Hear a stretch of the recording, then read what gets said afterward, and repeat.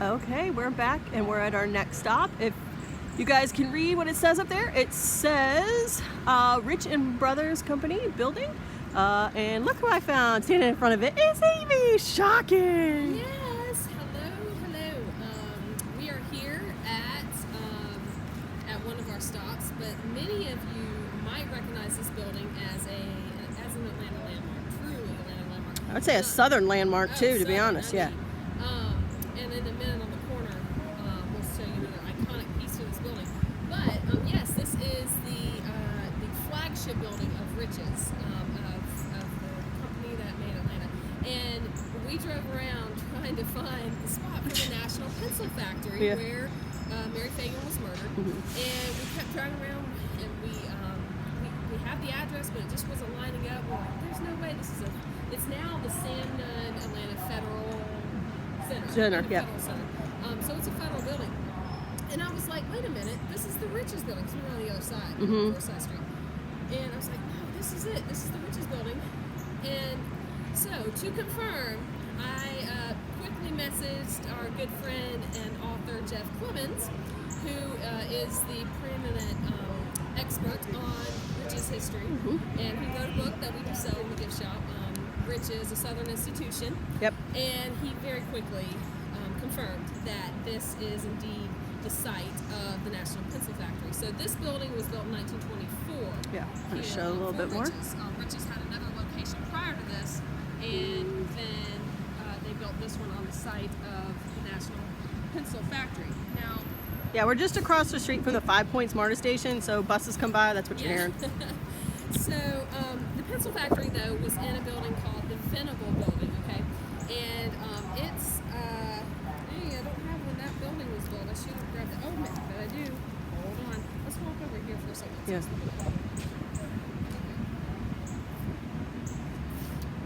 Let's see. I think your map that you showed was like at least 1899. This, there's a picture of it. You can kind of see Venable at the top, the front of it. It's a poor picture. There's a picture of it, the National Pencil Company. And it was like a granite building, if I remember reading something like that. A little bit better version of that. Okay. Yep. And so just to give you a little description of it,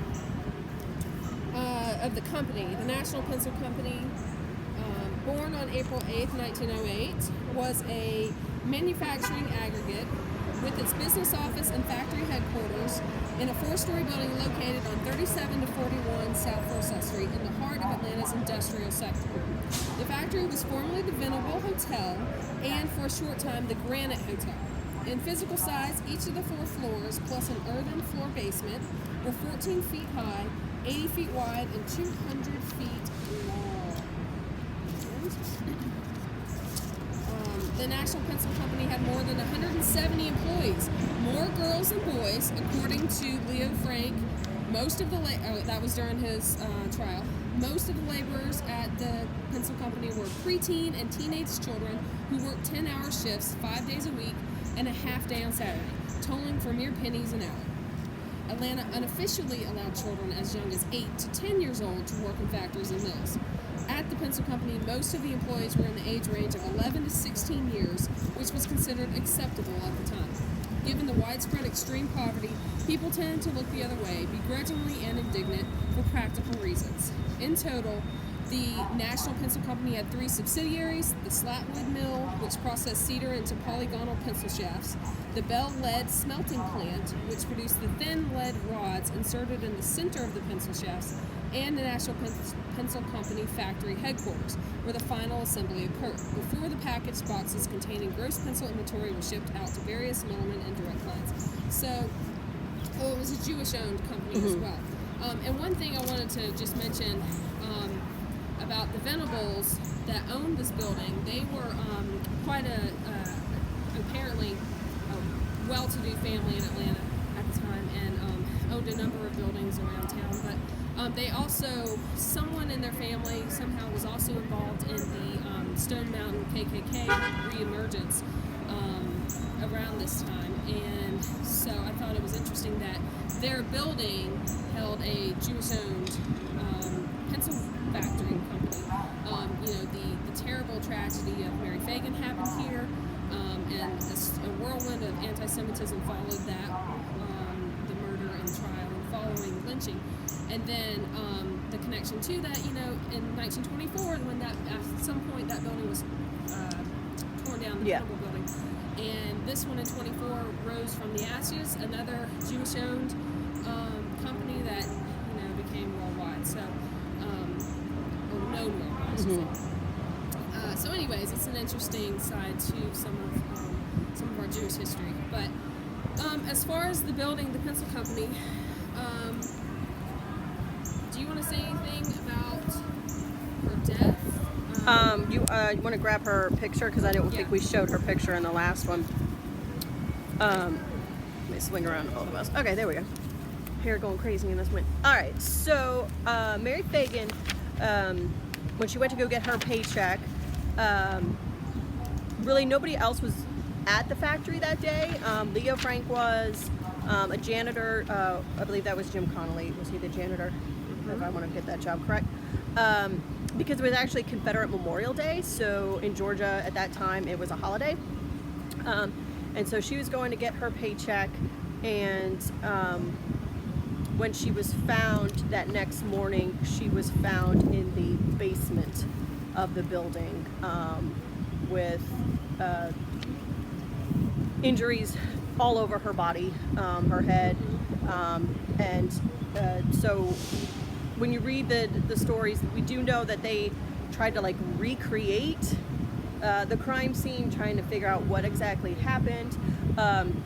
What I will say for us is that if you go onto our YouTube channel for Marietta Museum of History, Van Perlberg, who does a much better job at describing the whole what happened in the trial than we are doing right at this moment.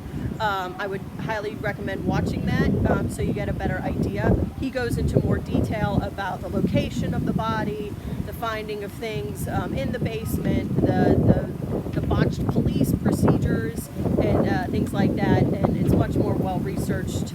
And I've watched him do that presentation at least 3-4 times at this point, and it's always fascinating to listen to hear what exactly happened. But her body was found, and at first it wasn't. Her body was found by the night watchman, and at first Leo Frank was not the one that was suspected. It was another man named Gant, I believe, that was the first one suspected. And when you look at the newspapers from 1913, and they kind of do one of those drawings of what the person looked like that possibly could have been involved. When you look at that drawing, it looks a lot like Leo Frank. So I have to wonder at that point if somebody was targeting him in the beginning because he was the only person in the building. But yeah, there's along with Van's presentation, there's also a really good book, and I have it in the car. I'll show it at the next. I didn't grab it with me at the next stop. It's written by Steve Oney, and it goes into it's a whole book worth of details of the story. So again, we're not going to go into all of the gruesome details here, but you know, she was murdered here.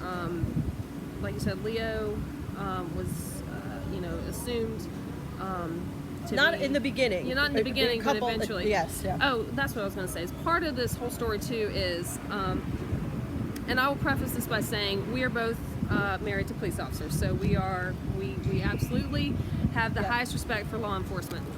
But it is true that this case was just botched from the first minute they got on the scene. Unfortunately, there were a lot of protocols and procedures in play that if they were around, they weren't paying attention to them.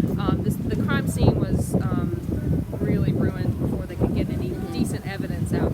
So in the basement of the building, people were coming and going and all kinds of things like that. So again, all those details are in the book. But just I'll say this.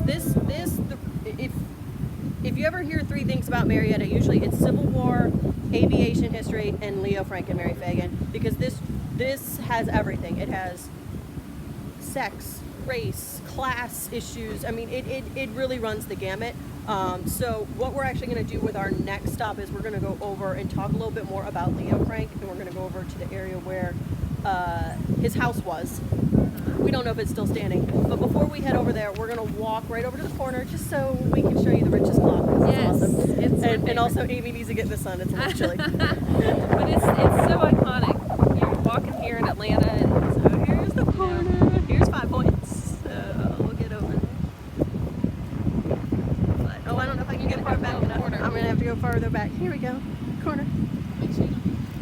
Yeah, please don't let me get hit today. There it is. Here's the Riches. Yep. So we'll post this up, get this up, and then we'll see you guys in a few minutes at our next stop. See ya.